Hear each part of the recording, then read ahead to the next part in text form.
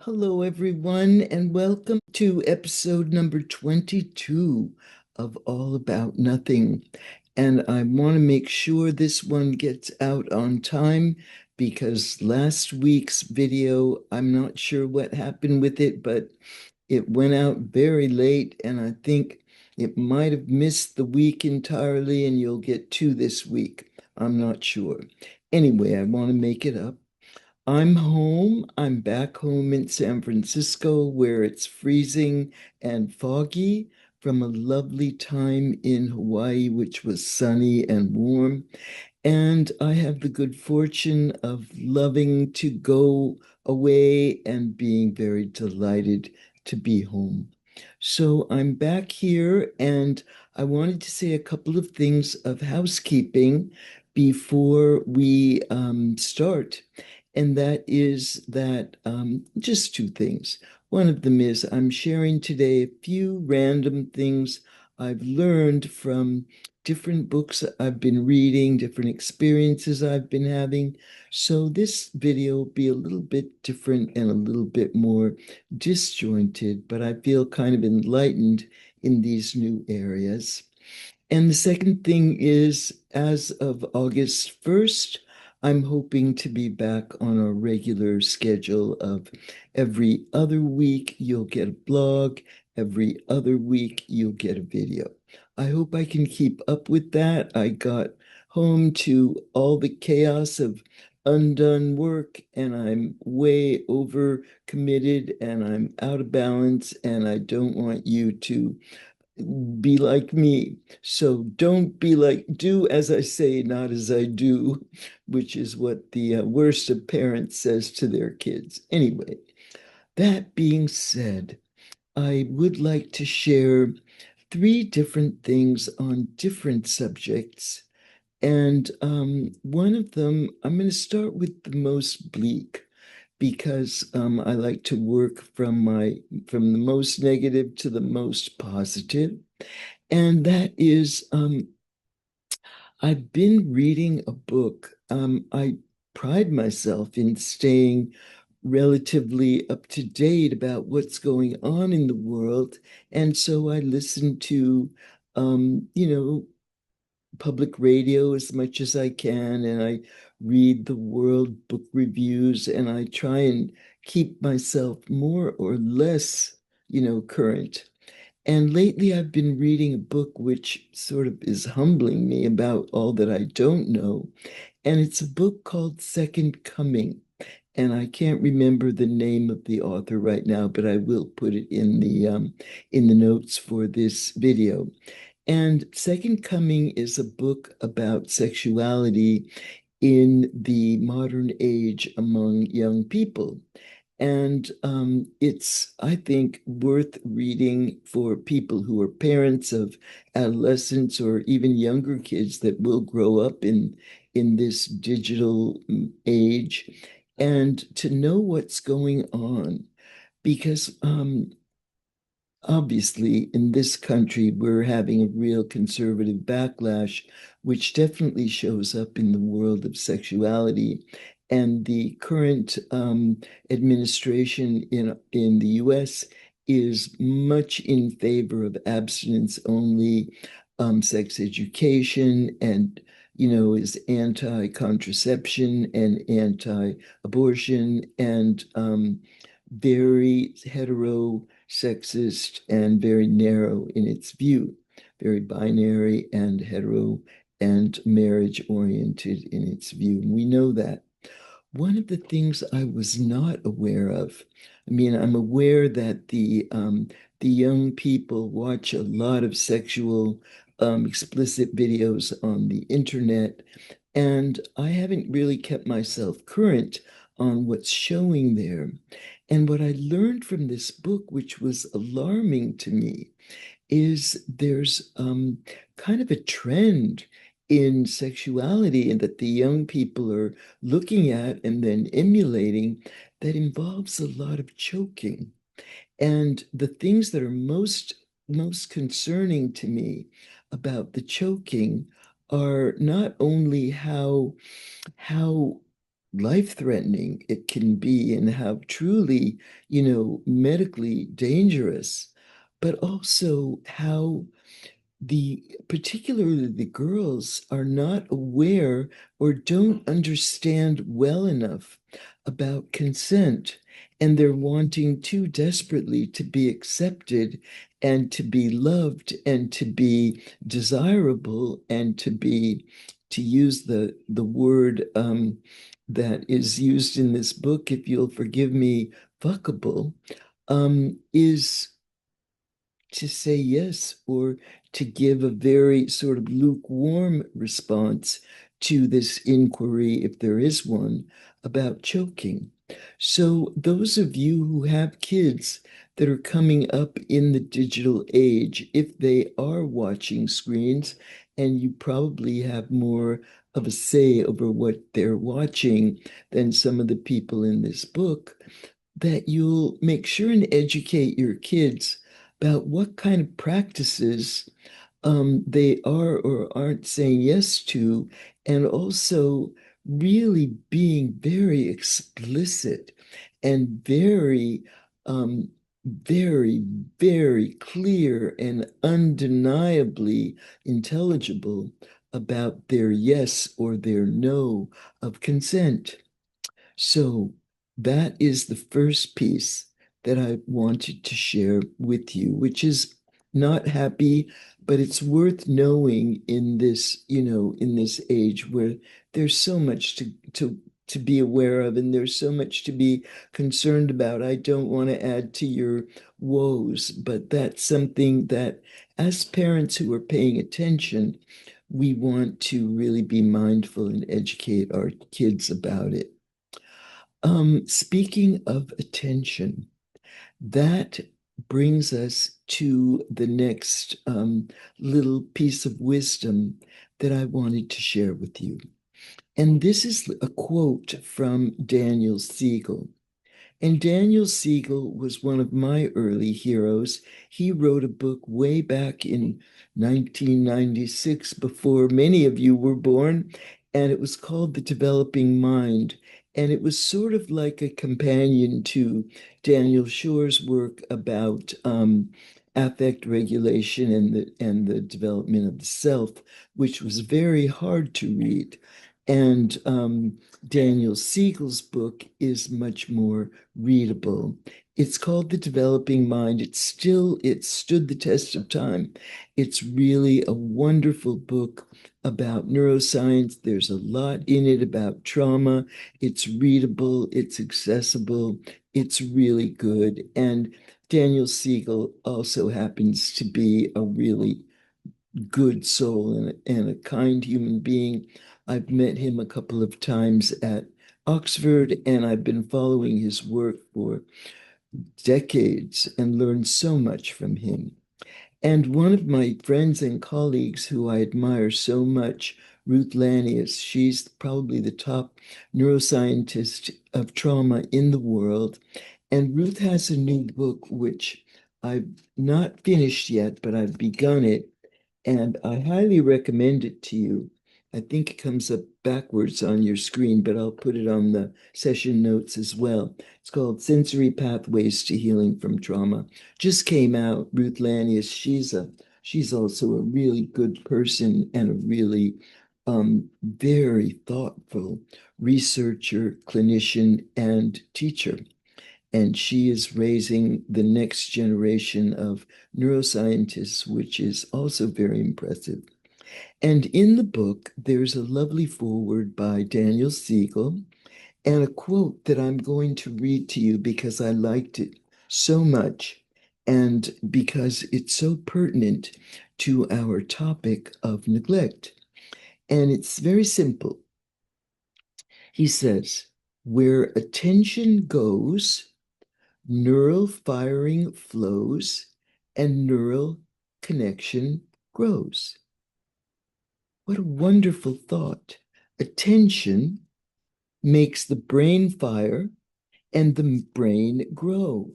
And it's not only paying attention ourselves, paying attention to ourselves, paying attention to others, but it's also being the recipient of attention, which is good news for those of us who are um, therapists, because our good quality attention really helps people not only to feel better, but to energize their brain and to grow new neural connections.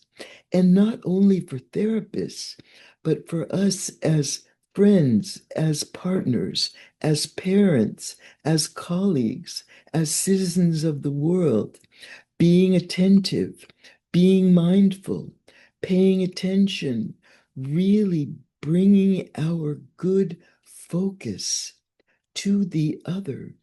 What a blessing and what a gift. Not only are we contributing to the positive temperature, and I don't only mean in terms of freezing cold versus nice and warm, but also the emotional climate, the connective warmth between people, and we're making people's brains grow. We're making our own brain grow, and we're helping other people's brains to grow. Can you beat that? I can't think of anything better. So, using attention, it's something that as children of neglect, we didn't get. So, we probably place more value on it than most people. So, to be able to give it, to receive it, to pay attention to ourselves, which is about being mindful and being connected, really aware, being present.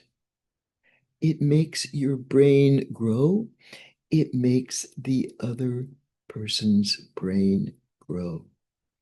What a wonderful discovery. So I'm very appreciative of that little tiny bit of wisdom in this excellent new book, which is not very long and very readable. I just love the writing style. It's what I always try and emulate, which is taking complex concepts and making them really accessible, really digestible, really understandable, really able to use. And that book is definitely written in that way. So finally, I want to share a little bit of wisdom that I learned from an artist. Sidebar, we have these lovely friends in Hawaii that are glass artists that we met. They are a longtime couple. They've been probably married maybe 27, 28 years. And he is a Hawaiian native and she is Japanese. And so they're a really kind of odd couple looking pair. He's very tall and skinny and blonde and has sort of long, straight hair. He's a surfer. And she's a tiny little Japanese woman, and they're just adorable together. And they work together blowing glass and making all kinds of amazing glass works in their studio together. And we love to see them. And I take pride in my office being, or my home being kind of a gallery to their work, which I love, and the way they sort of play with light and the way they utilize glass and color and texture and shapes in interesting ways. And I've often thought about, what the artist's life would be like, what it's like, what it would be like to wake up in the morning and think about what do I want to make today, and to have your livelihood be about creating beauty. Very different from ours, where we're dealing with pain and trouble and stress and tears so much of the time. And I'm certainly not complaining, but I'm sort of pondering the world of art, and I'm so grateful for it. I'm so very appreciative to those who do make their lives a sort of a tribute and a testimony and a contribution to the beauty of the world. And my grandmother used to say, a thing of beauty is a joy forever. And I definitely agree with that. I just love positive aesthetic. And one of the things that's so sort of confusing and disorienting is I'm not sure what the seasons are in Hawaii, whether they actually even have seasons there. But now in Hawaii, the orchids are all starting to bloom and the fruits are getting really ripe and delicious. The mangoes and papayas are starting to really sort of be in full fruit and full flavor. And coming home to all my sorry orchid plants, they're done blooming and they were so spectacular this year. And I had a just an epiphany of glorious color and shape and variation in my home orchid collection. And now everything's done and they all look kind of forlorn and a little dry, admittedly, from our being away and also some neglect.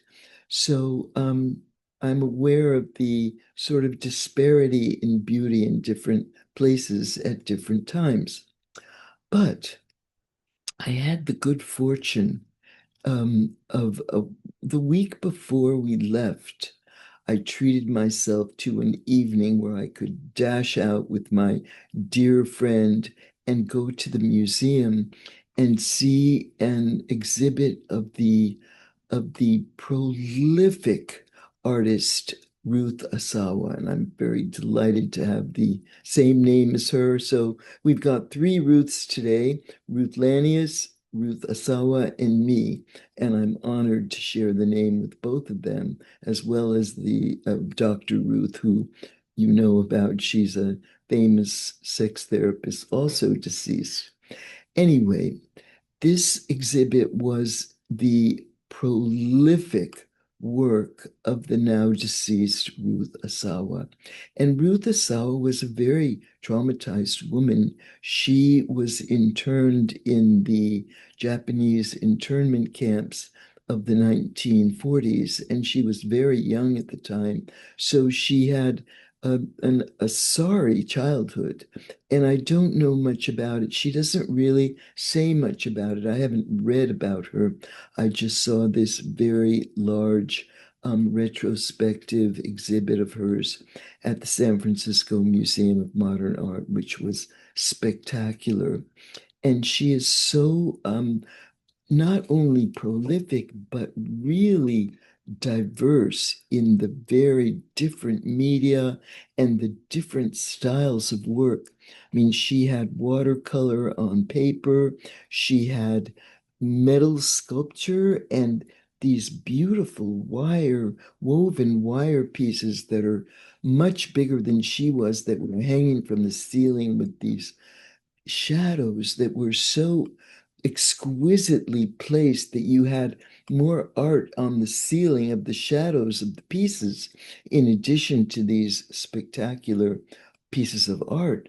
So we saw this really lovely exhibit of hers before I left, and I loved the quote that was on the wall from Ruth Asawa, which is what I want to leave you with today and what I tell myself each day when I try and do as much as I can in the domain of the positive.